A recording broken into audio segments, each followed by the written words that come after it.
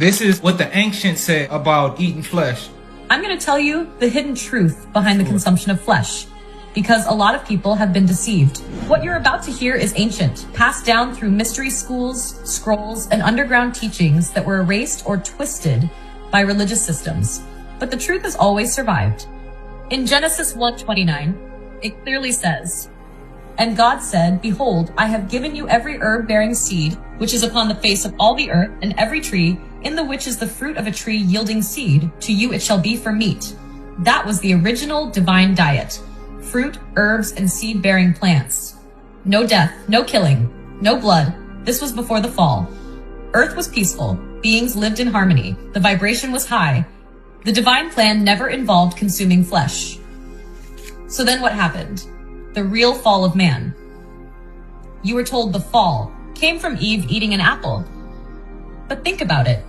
Why would God say fruit is your food in Genesis 1:29 and then suddenly punish all of mankind for eating fruit from a tree he placed in the garden? That never made sense because it was never about fruit. The real forbidden act was the consumption of flesh, the taking of life for selfish pleasure. That was the moment humans descended. This act, taught by fallen beings, not the true creator, is what introduced suffering, karma, low vibration, disease, reincarnation, and separation from source. Who taught humanity to eat flesh?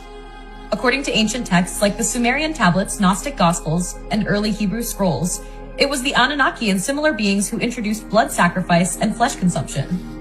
They didn't do this out of love. They did it to lower humanity's frequency, to make us easier to control, enslave, and trap in the cycle of reincarnation. Because once you consume flesh, your aura is no longer clean. You inherit the fear, pain, and karma of the animal you eat. It darkens your light body. It makes you dense, heavier, less connected to the divine. This is why I stopped. The Gnostics knew this. Early followers of the inner teachings of Yeshua taught that the archons, lower entities posing as gods, rule this material world and feed on the energy of suffering. They said consuming flesh keeps the soul bound to the matrix. Yeshua, in many hidden gospels like the Gospel of the Holy 12 and Essene Gospel of Peace, taught, "They who partake of the flesh of slain beasts partake of the table of devils, and their bodies become their tombs." He warned his true disciples, if you want to return to the source, do not consume death. My chat GPT is fully unlocked, so it tells the truth.